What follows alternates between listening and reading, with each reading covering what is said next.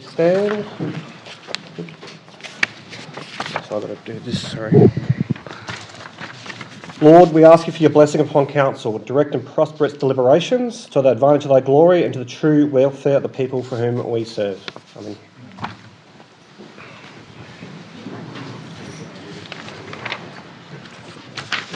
Thank you.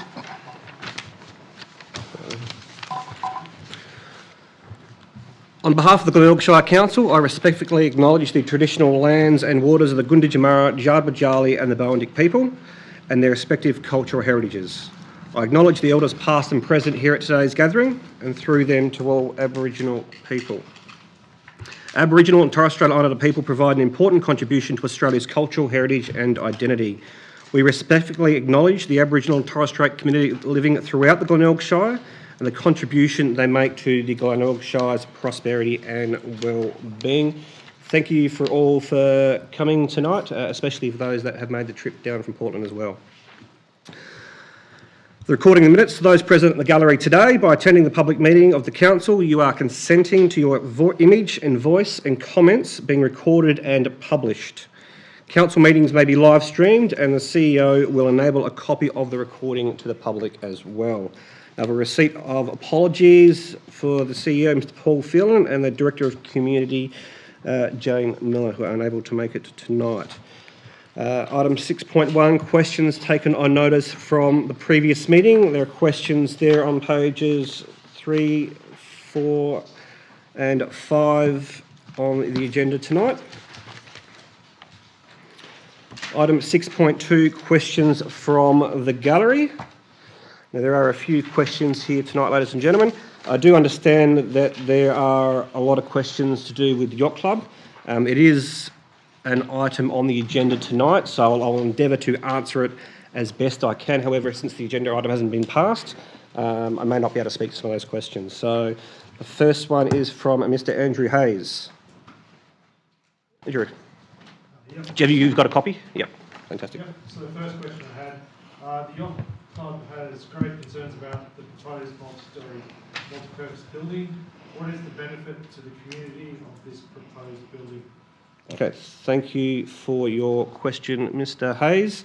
Obviously, the purpose of the building, obviously the benefit to the community is that it is available for the wider community. So it's a potential multi-user facility. And that would be obviously the potential to the wider community, not just one user group.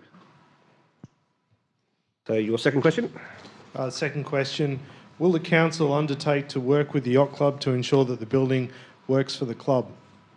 Thank you for your question. Obviously, we do have an agenda item today, so I can speak to the works of the current building, but that's probably not what you're actually after. So I'll take that on notice, obviously, because we have that agenda item tonight.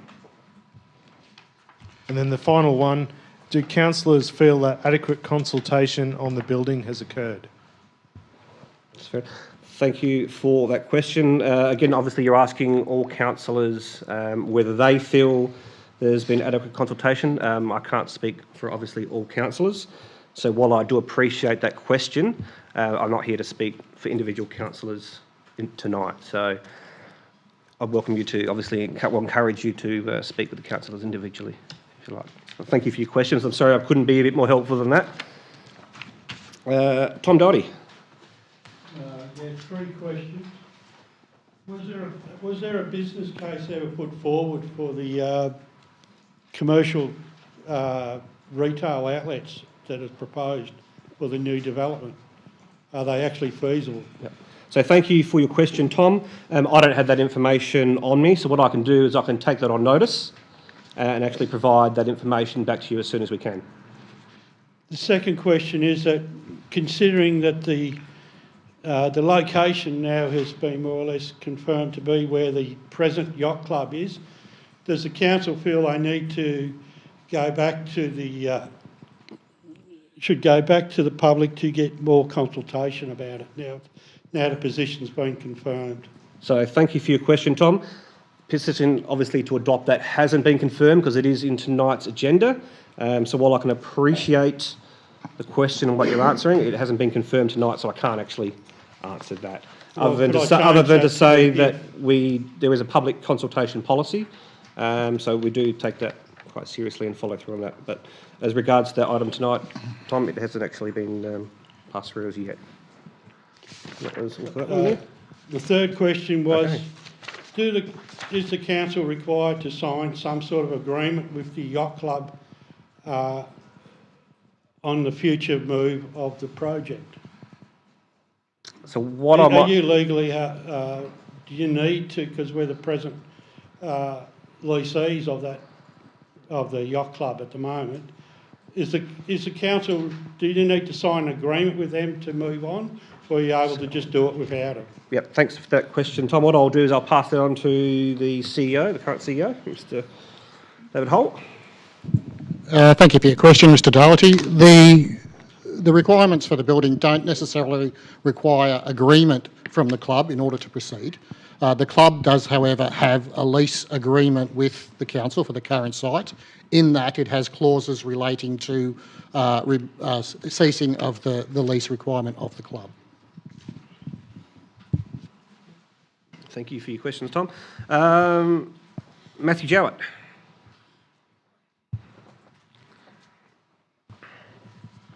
Good evening. With some opposition to the currently proposed new multi-purpose building to replace the Portland Yacht Club now emerging, would it not be a better course of action to go back to residents and stakeholders to determine if this is the best facility for the proposed location? Thank you for your question, Mr. Jowett.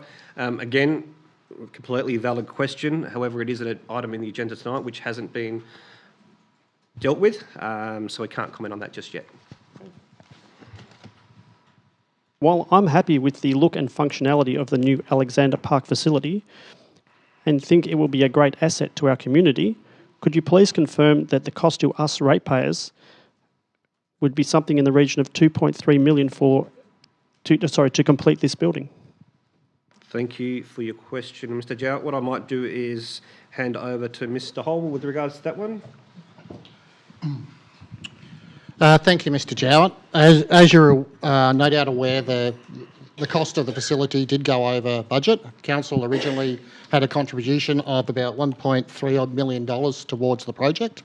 Through some variations and a few other delays, it was higher than that. Council has been utilising some of the funds out of some funding schemes to bridge the gap. So to your question about costing ratepayers, is probably not necessarily the direct response. However, we are using other funding streams to address that shortfall. Okay. And third question. With all the money being spent in Portland and Cape Bridgewater to improve the foreshore and deliver new facilities, could you please tell me what plans there are to give the same kind of attention to other areas of the Shire? Thank you, Mr. Jowett, and I think that's a fantastic question. Obviously, that relies on our ability to apply for funding and what that criteria for that funding is. So that's something that the officers do consistently. We do have allocated funding in our budget to go after some of those streams or those grants. So it's really the ability of them. With regards to outside, obviously, you're mentioning the Portland and Cape Bridgewater. Some that are highly on our list is obviously the Hayward Pool. So we're looking for funding for that. But again, it's up to the availability of that funding and for us then to be able to finance that as well. Quite often with the government previously, there might have been co-contributions of 4-to-1 or 3-to-1, sometimes 2-to-1. There seems to be anecdotal evidence, and the CEO might be able to speak to this as well. A lot of those streams are now 1-to-1.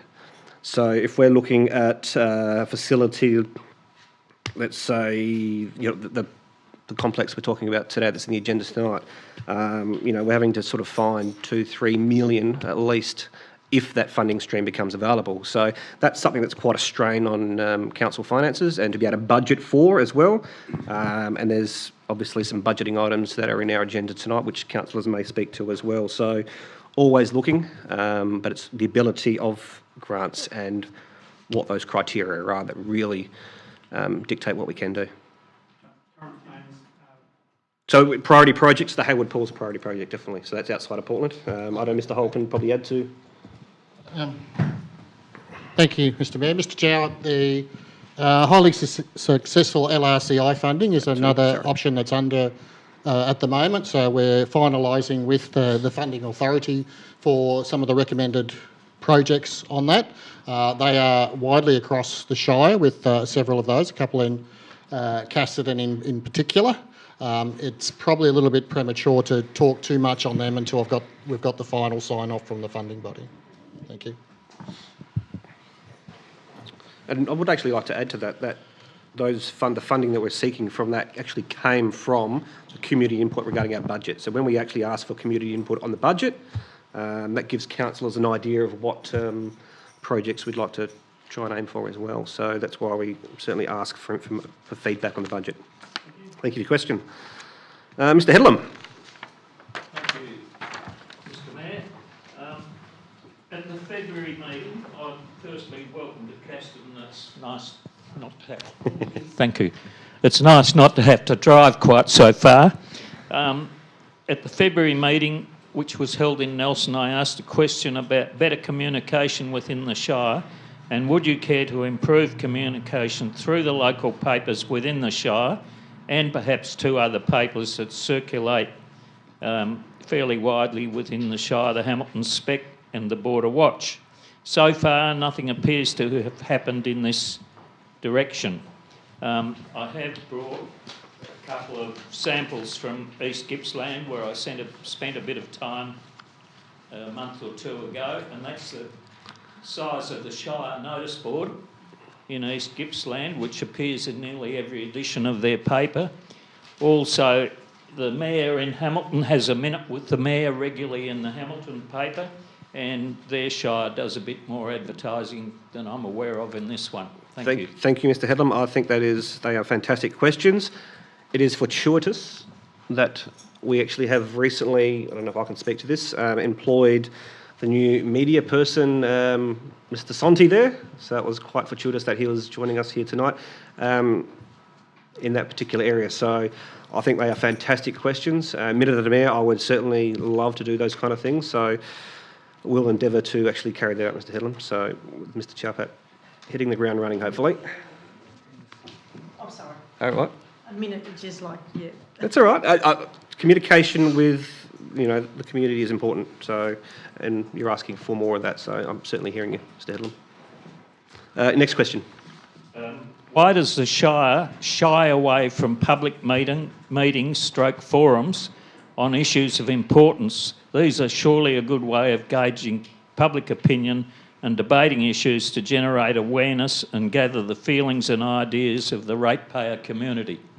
Thank you for your question, Mr Headlam. And I'm going to assume some things here with regards to the process we go with the budget and how we actually have a one-on-one with people. And I know there's some community sentiment that, like from yourself, that you want to do it as a community forum where everyone can ask questions. And I was fortunate enough to be up here, I think it might have been my first year on council, and doing one-on-ones with some people from the community that didn't necessarily want other people to know their business, basically. The long and short of it was. So while I can appreciate you want more of a community forum, there are people that do want to have that one-on-one with the community and that they get to ask those questions. Because in a debate, an open debate, there are some people that could possibly dominate the scenery and overtake what should be a good one-on-one community consultation.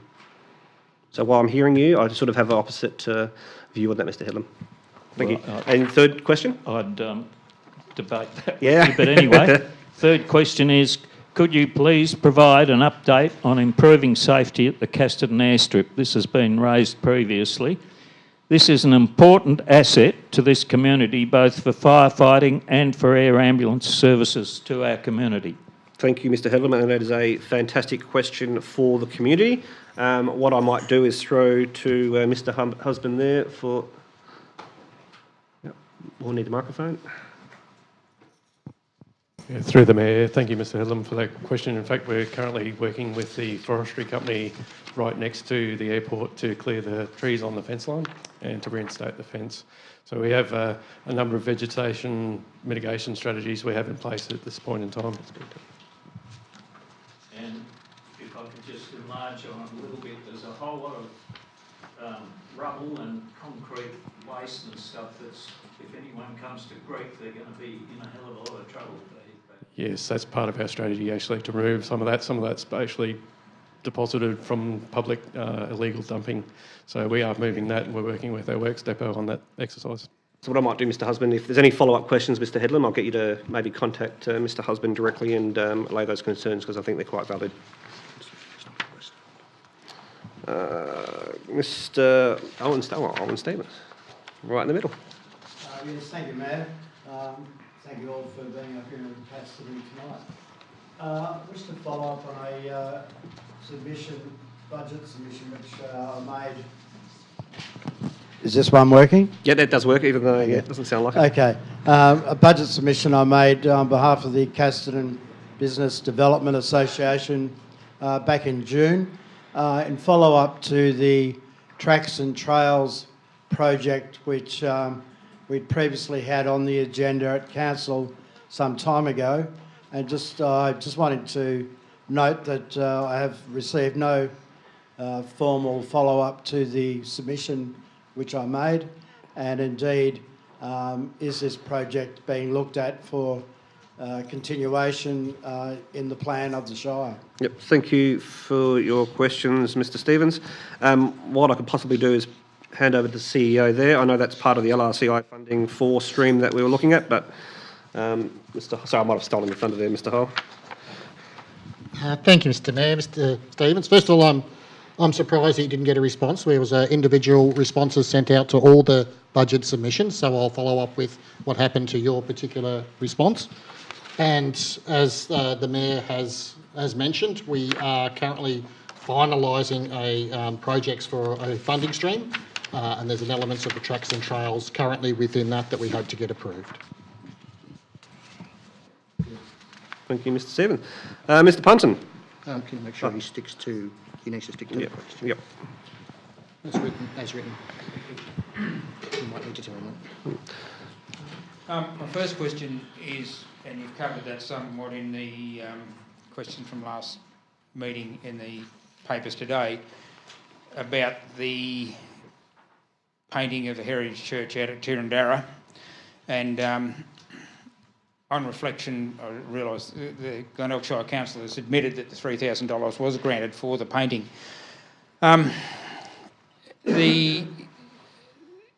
In that response, it said that the Heritage Advisor has approved the colour change. Now, if you go to 1.9 of the Heritage Design Guidelines for the Glenelg Shire, it states that when choosing a new colour scheme, refer to the Heritage Colour Chart to compare and select complementary base and trim colours.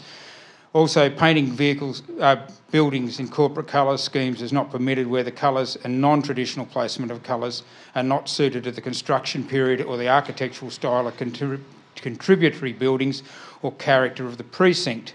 So can the Glenelg Shire Council provide the Heritage Advisor's advice for the colour change that seems to be contrary to the Glenelg Shire Council's guidelines? So, Mr Punton, thank you for your question. Obviously, I don't have that on me. What I can possibly do is the CEO might be able to provide additional... Mr. Mayor, Mr Berry, Acting Director of Corporate Services, might be able to respond. Sure. Mr Berry. Thank you, Mr Punton. So, yeah, in terms of the heritage advice, we'll be able to provide a copy of that in relation to the assessment of that proposal, so that can be done. Yep, that's great, thank you. My next question, also in the minutes today from the August 22nd meeting, I asked for a public apology for a disrespectful, offensive and objectionable remark. The CEO replied, and he's viewed, in his opinion, he was not of the opinion that the response to the question was disrespectful or offensive or objectionable.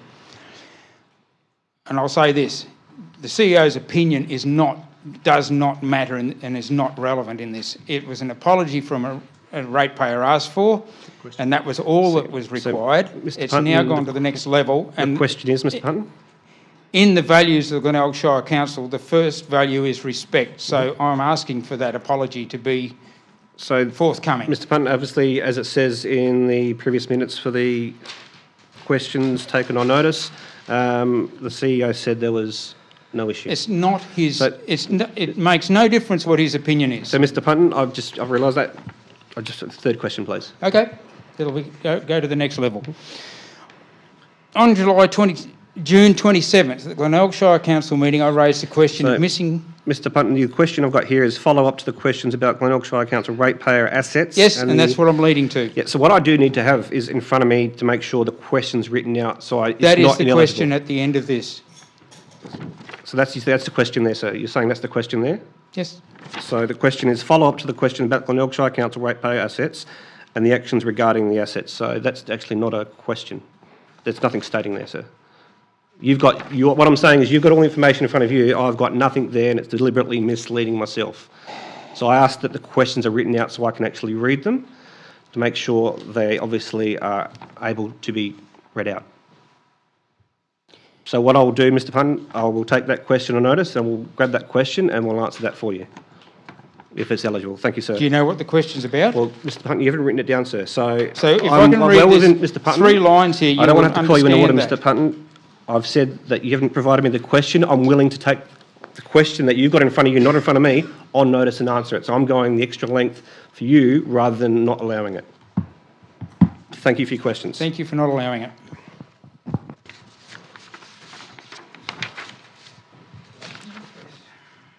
Mr. Hum.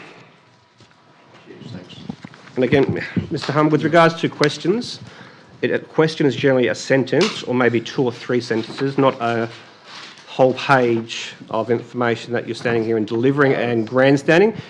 There is a question at the end, and I would love for you to actually ask the question at the end. Yeah, no, I just want to put in context so that you understand. I'll give you a very short leash, Mr. Hum, but like I said, if you're planning on reading the whole thing, that'll be disallowed.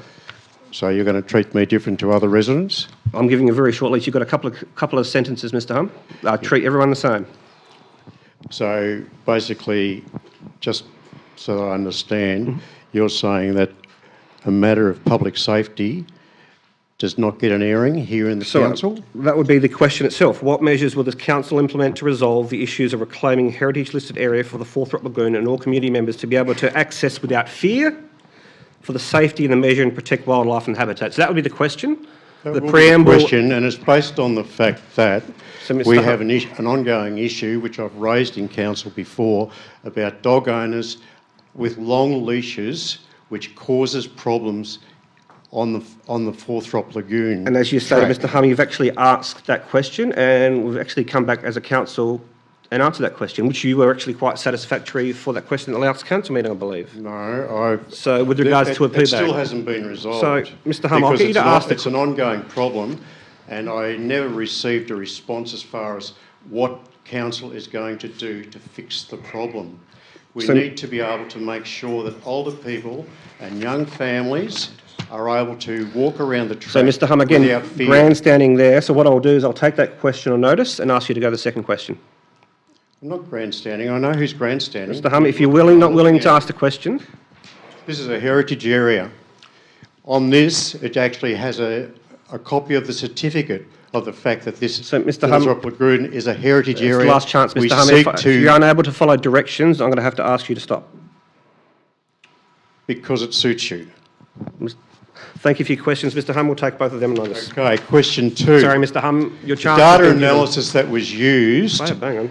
for the Glenelg Shire. Mr. Hum, if you're unable to stop now, I'm going to actually have to ask you to leave. You're not taking directions. Like this is a public area. It's a public area. Mr. I do Hum, not have to leave.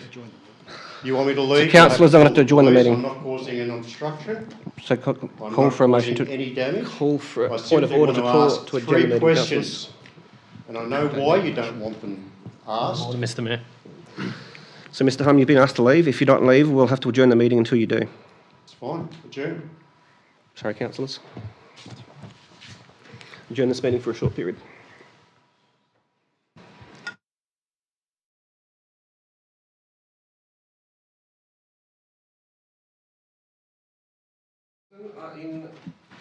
Relevant to the governance rules, I've actually asked the person to stop. They do not continue. They continue. Yeah. I'll ask them a second time, and then I have the right to actually ask them to leave the meeting. The person's not leaving the room, so. But I'm not discussing that, Mr. Mayor. Sorry. What I'm saying is, there's no motion on the table for us to adjourn. So a point of order. A point of order. Correct. That's what I said. There's no motion on the table for us to adjourn. So I've called a point of order to adjourn the meeting. So you're moving a motion. It's not a moving a motion. Well, if there's That's no a point motion, of order. there's no action. So there's a difference between a point of order and a motion. I know that. I've been on council for 25 years, Mr. But you're just saying I'm moving a motion. I've called a point of order. So, Councillor Wilson. I suggest we would try again. You might have better luck.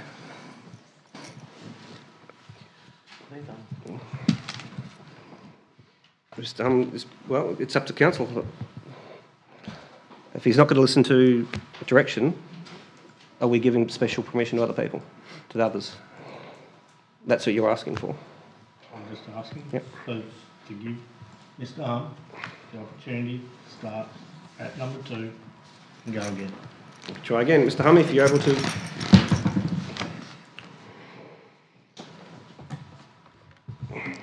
I'm willing to give Mr. Hum another go, but Mr. Hum, you need to follow directions. Okay.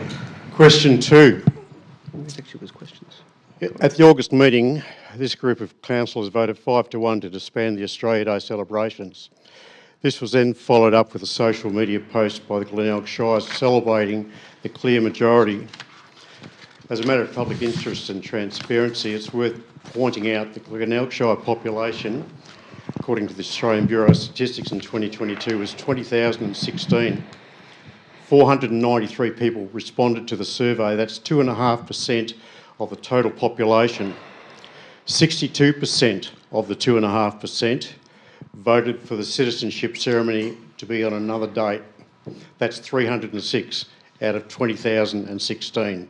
That's 1.53% of the total population. 59% of the 493 voted for the citizenship not to be on the 26th. That's 291 respondents, or 1.45% of the total population.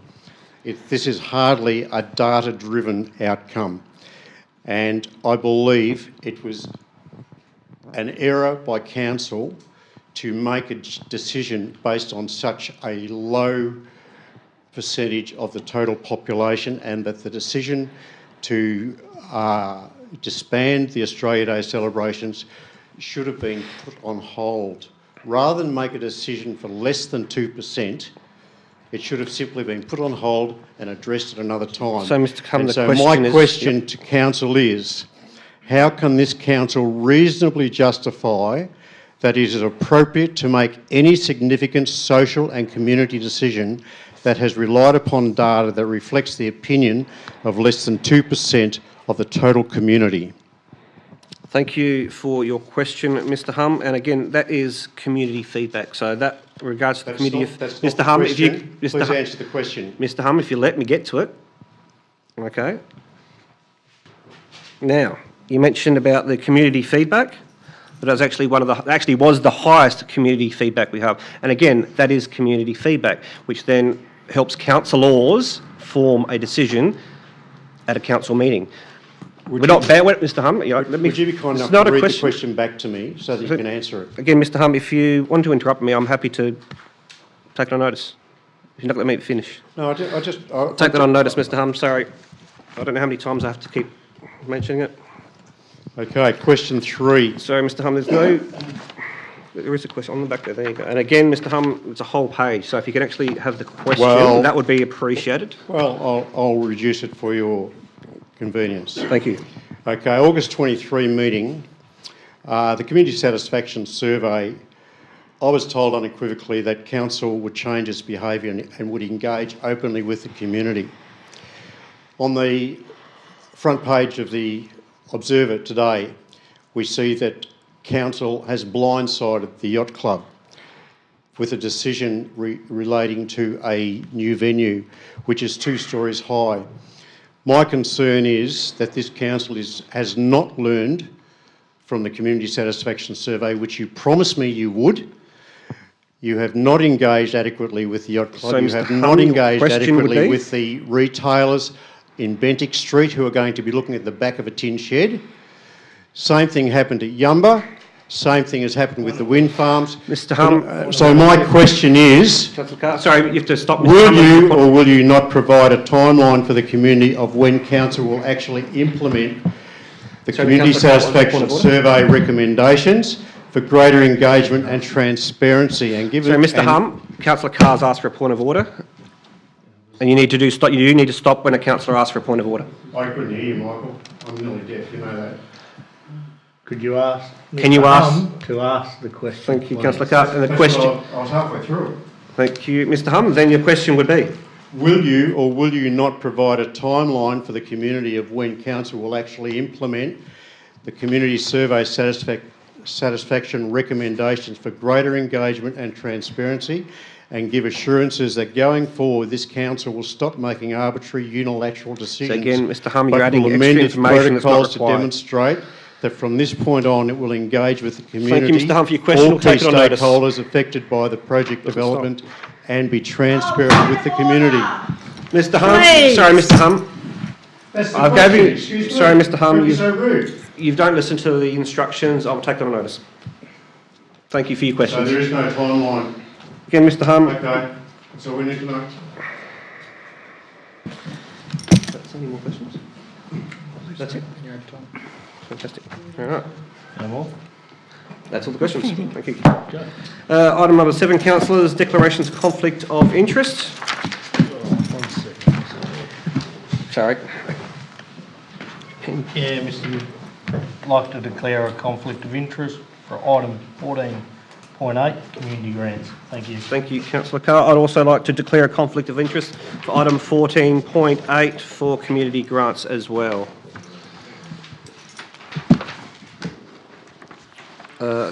Item number 8, confirmation minutes. Councillors, the recommendation there on page 6.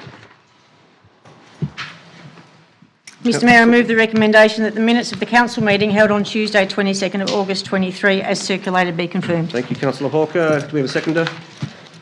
Thank you, Councillor Stevens. Any commentary, Councillor Hawker? No. Any opposed? All those in favour? So passed.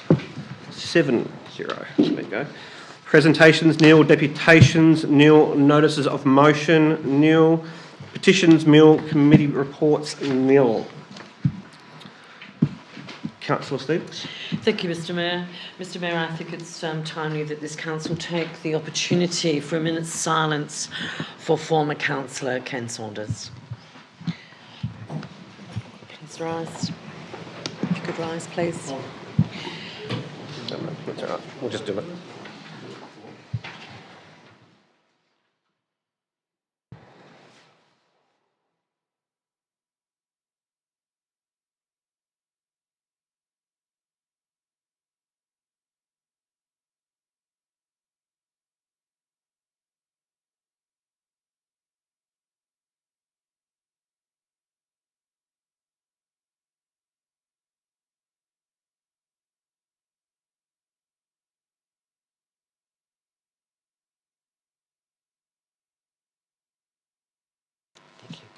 Thank you.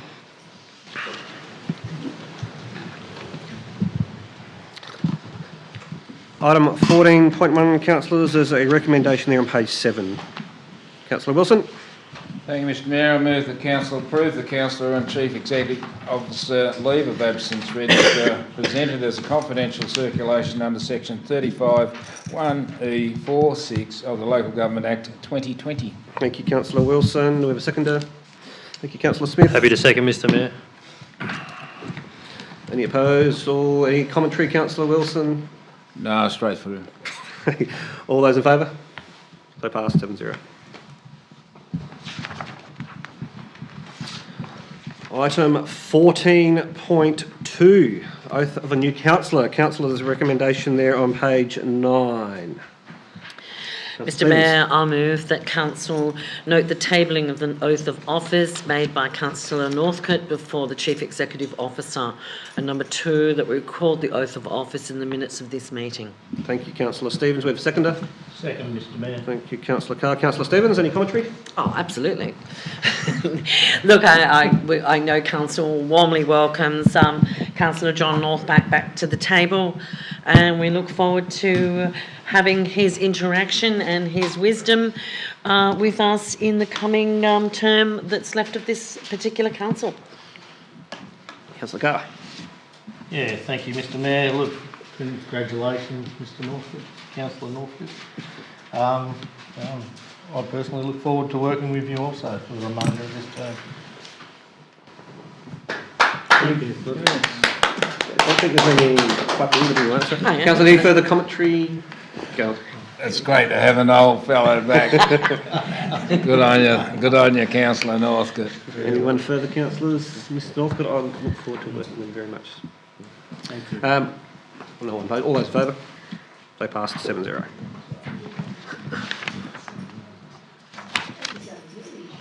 Uh, 14.3, councillors, there's a recommendation there on page 11. Councillor Carr. I move the recommendation that Council receives the financial report for the period ending August 2023. Thank you, Councillor Carr. Councillor Stevens. Happy to second, Mr Mayor. Thank you, Councillor Stevens. Anyone opposed? No. Councillor Carr. Oh, thank you, Mr Mayor. It is early days. We're only 2 months in. It's good to see our expenses are under control at this point in time, and the impact of the carry forward works from those that weren't completed last year have obviously rolled into the forecasted budget. So it's worth taking a look at that. There's plenty of work in front of us, and I look forward to working with the team to deliver it. Thank you. Thank you, Councillor Carr. Councillor Stevens? No comments. Thank you, Councillor Stevens. Councillors, any other further commentary? No, all good. All those in favour? So pass 7-0. Councillors, item 14.4. I'm going to need a mover here. Councillor Smith. Mr Mayor, I'm happy to move the recommendation on page 13.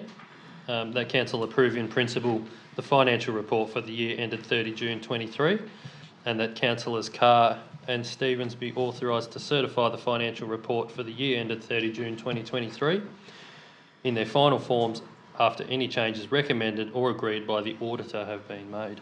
Thank you. Second. Thank you, Councillor Wilson. Up sharp there. Anyone opposed? None opposed. Councillor Smith. Thank you, Mr Mayor. As it says, this is our annual financial report.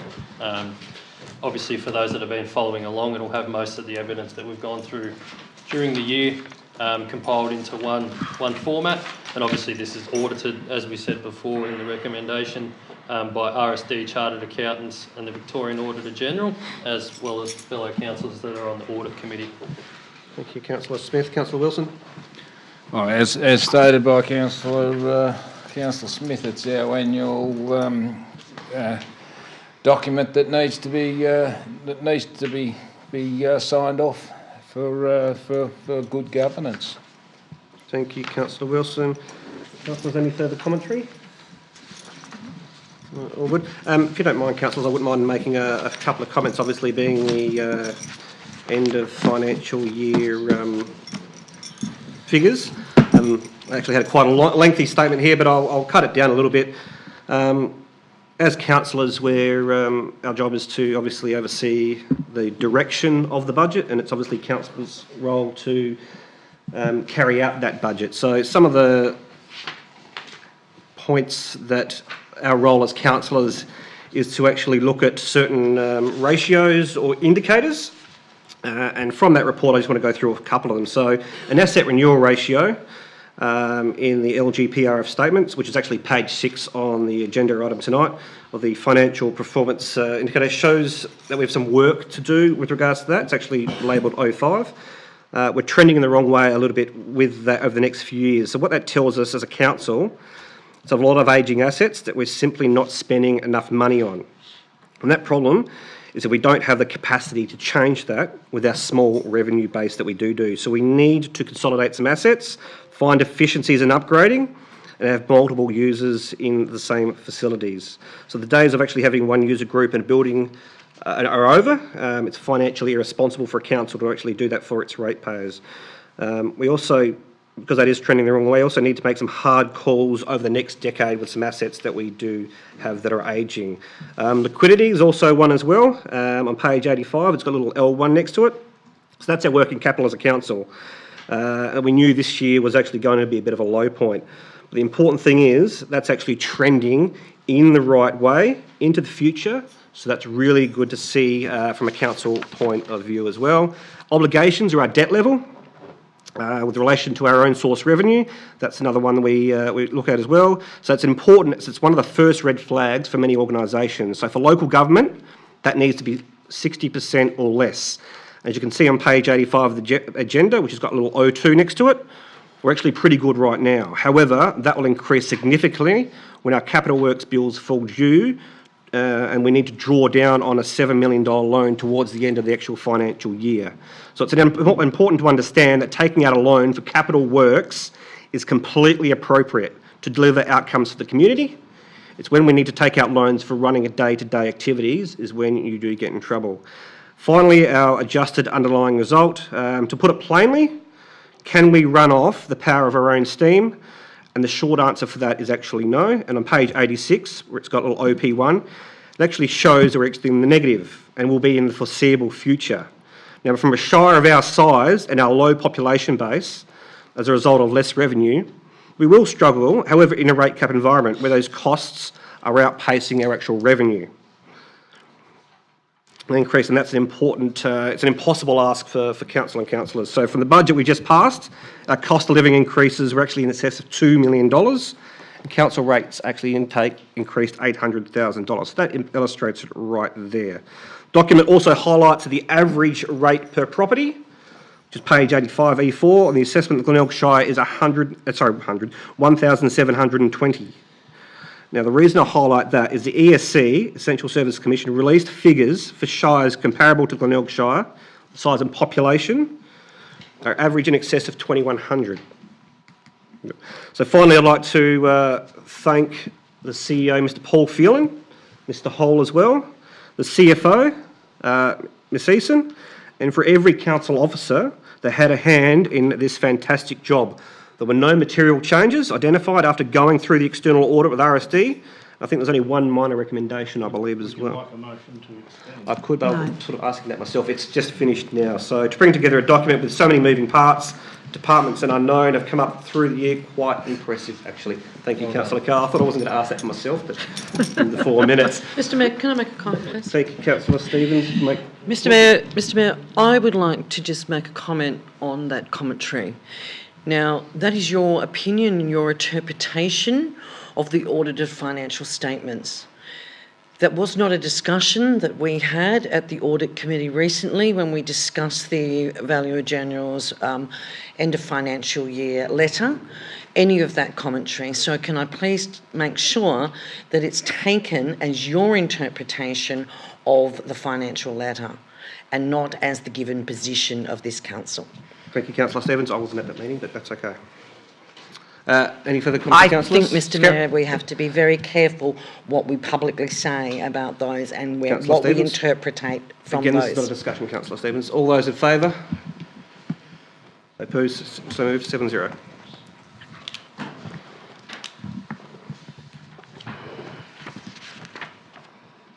(14.5). Councillors, there's a recommendation there on page 15. Mr Mayor, I move the recommendation 1, the Glenelg Shire Council approves the following instruments which come into force upon the resolution being made and signed by the Council's CEO and the Mayor, A, B, C, D and E, and number 2, that upon coming into force of the above instruments of previous delegations to members of Council staff other than the CEO are revoked. Thank you, Councillor Hawker. We have a seconder? Happy to second, Mr Mayor. Thank you. Councillor Smith, anyone opposed? Councillor Hawker, any commentary? Mr Mayor, thank you. The objectives of delegation and authorisation reviews are to achieve good governance, ensure compliance and deliver continuous improvement. Thank you, Councillor Hawker. Councillor Smith.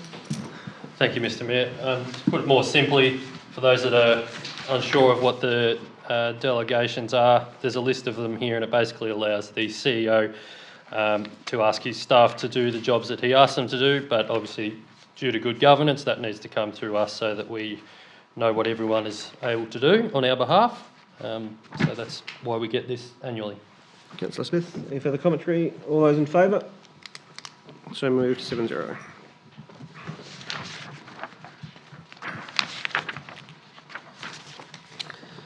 Councillors, page 18, there's a recommendation there for item 14.6. Thank you, Councillor Smith. Thank you, Mr Mayor. Happy to move the recommendation that Council receives the Domestic Wastewater Management Plan 2022-2027 Year 1 report. Thank you, Councillor Smith. Do we have a seconder? Second, Mr Mayor. Thank you, Councillor Carr. Any opposed? Councillor Smith. Thank you, Mr Mayor. As it says, this is our Domestic Wastewater Management Plan.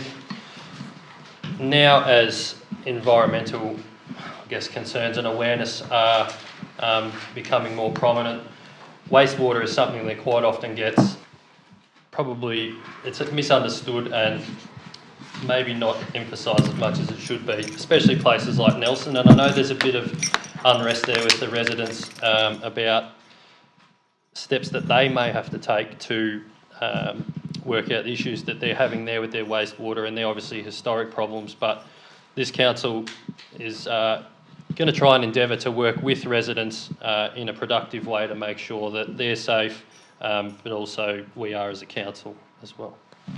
Thank you, Councillor Hurst. Councillor Carr. Yeah, thank you, Mr Mayor. Look, it's a good update. We're 1 year in of this program, and we've done 50 properties over in Nelson, and it's a pretty good outcome so far. But this is a task that's been passed on to council. And we did get a little bit of funding for it, but I hope we get funding for it so that we can actually every year, so that we can meet the requirements that have been imposed on us through the EPA and these regulations. Thank you. Councillor Carr. Councillors, any further commentary? All those in favour? So moved to 7-0. Item 14.7 there, Councillors' recommendation on page 20. Councillor Hawker. Thank you, Mr Mayor. I move the recommendation that Council approves a new 10-year lease with 1 times 10-year extension to be entered into with Commonwealth of Australia, represented by Geoscience Australia, GA, for a portion of the Portland Airport. 1260 Bridgewater Lakes Road, Cashmore. 2, sets the rental figure at $1, including GST per annum. 3, authorises the Director of Corporate Services to finalise and sign all documents relating to the proposed lease in Part 1 of this resolution. Thank you, Councillor Hawker. We have a seconder. Happy to second, Mr Mayor. Thank you, Councillor Smith. Any opposed? All right. Councillor Hawker. The annual peppercorn rent of $1 is reflective of Council's commitment to access and technology by providing improved positioning services with current GPS services. Geoscience Australia GA will pay for the power used at this site and will be responsible for all installation and ongoing maintenance costs. Councillor Hawker. Councillor Smith. Thank you, Mr Mayor. Just some background. The Australian and New Zealand governments are working together to improve their accuracy of satellite navigation systems such as GPS. The satellite-based augmentation system is comprised of reference stations, telecommunications infrastructure, computing centres, signal generators and satellites that provide improved positioning and navigation services in Australia, New Zealand and its maritime region. Obviously, that focuses around our airport more closely. Thank you, Councillor Smith. Councillors, any further commentary? Just like to add that pretty cool having something to 10 centimetres for GPS once this goes ahead, so I'm looking forward to better maps data for my car. Councillors, all those in favour? So passed. 7-0. Councillors, there's a recommendation there in 14.8. Councillors Carr and myself do have a conflict, so I'll step out and Councillor Smith can run the meeting.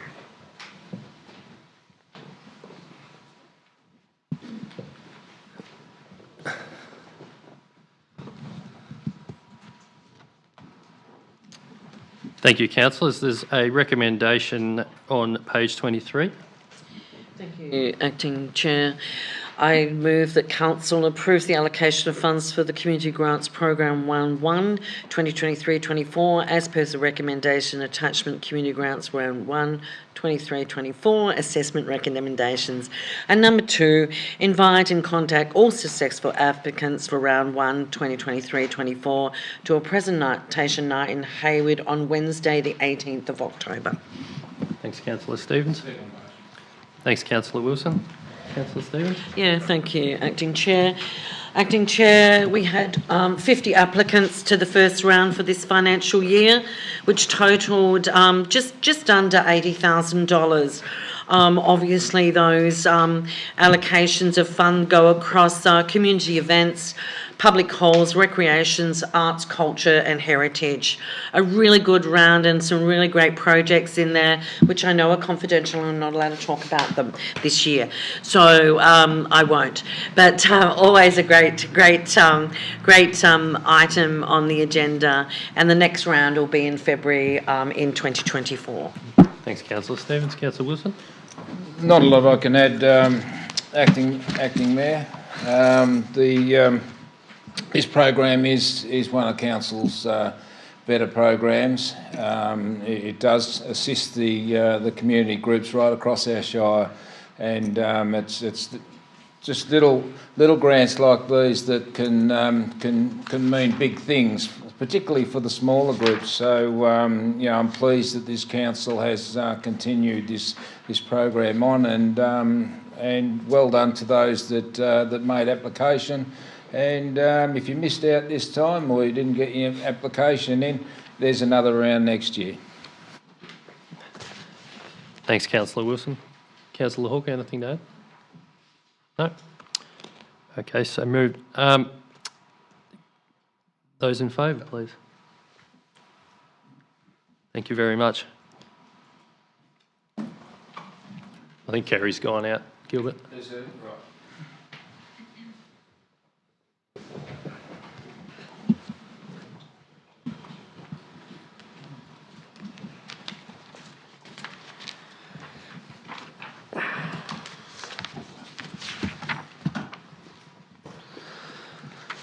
Councillors, move to page 25 for 14.9. There's a recommendation there. Councillors. Councillor Smith. Sorry, 25, no? Yep. There's a recommendation of 14.9, regardless of the page. Thank you, Mr Mayor. I move the recommendation that Council 1 adopt the local Port of Portland Bay annual report for 22-23, including the audited financial statements. 2, approve a copy of the local Port of Portland Bay annual report 22-23 to be submitted to the Department of Transport. And 3, endorse the local Port of Portland Bay annual report 22-23 for printing and publication. Thank you, Councillor Smith. Do we have a seconder? Happy to Thank you, Councillor Stevens. Councillor Smith. Sorry, any opposed? Sorry. Councillor Smith. Thank you, Mr Mayor. Look, obviously it's worthwhile reading this report rather than listening to me talk about it. There's a lot in it. It's a great report. There's a lot of things in there that I didn't realise that Council managed. Every year it surprises me. Thank you to Scott and his team for putting this forward. They always do a great job. That's all. Thank you. Councillor Smith. Councillor Stevens. Yeah, certainly. Mr Mayor, this report always surprises me. It's wonderful that the Department of Transport cover the lion's share of the cost, and I think it costs Council about $22,000 a year to run the whole of the local port of Portland Bay. So a great facility down there, and with our marina and everything else, it's certainly a great asset to have in our shire. Thank you. Councillors, anything further? No. All those in favour? 7-0.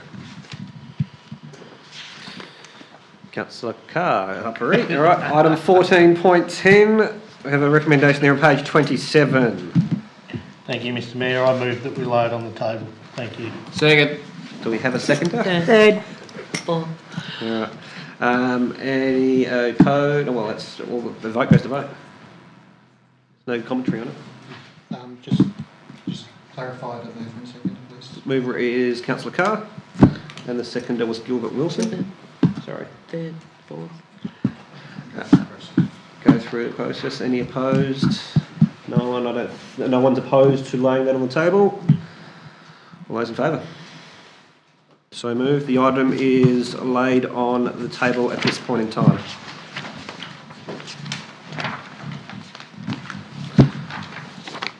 Item 14.11, councillors on page 30. Recommendation there, Councillor Stevens. Thank you, Mr Mayor. I'd like to move the recommendation in its entirety as tabled on page 31, items 1 through to 4. Thank you, Councillor Stevens. A seconder. Thank you, Councillor Hawker. Any opposed? None opposed. Councillor Stevens. Oh, Mr Mayor, this is quite straightforward. This has been out to tender. This is a rehabilitation of a road out at Mumbana, and it's gone through the process, and it's quite straightforward. Thank you, Councillor Stevens. Councillor Hawker, any further commentary? No, congratulations to Port Hall. That's it. Fantastic. Councillors, any further commentary? All those in favour? So pass 7-0. Confidential reports nil. Urgent business, councillors. Councillor Wilson. Thank you, Mr Mayor. In 18 days' time, Australians will be attending polling booths around the country to vote on a referendum. There's a proposed new law to alter the Constitution to recognise the First Peoples of Australia by establishing an Aboriginal and Torres Strait Islander voice. My apologies for not being able to have this item as a notice of motion, as I was way prior to the deadline. I do wish to move that Council determine that this item be designated as an urgent business within the Council meeting in accordance with the clause 2.5.3 of the Glenelg Shire Council Governance Rules adopted 27 September 2021. Thank you, Councillor Wilson. Councillors, is there a seconder for that urgent item of business?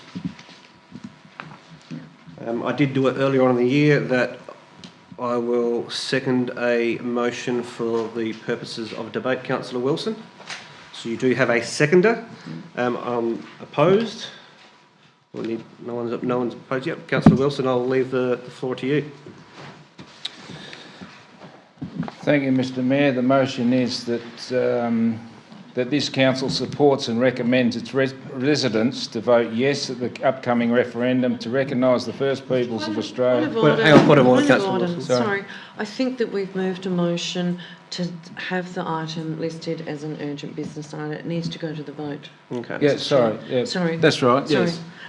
Sorry, it's been moved in second and it hasn't gone to the vote. Not an actual motion So itself. it's not an action. No. Sorry. It's a formal motion that, yeah, Yes, it's there's a no formal discussion. motion. Yeah. No discussion at this point whether it does or doesn't. Sorry, Councillor Wilson. No, not my fault. We have a vote on whether that is accepted as an urgent bit of business. That's all those in favour of supporting that? All those against? So failed 2 to 5. No more further urgent business. Thank you. Close your council meeting.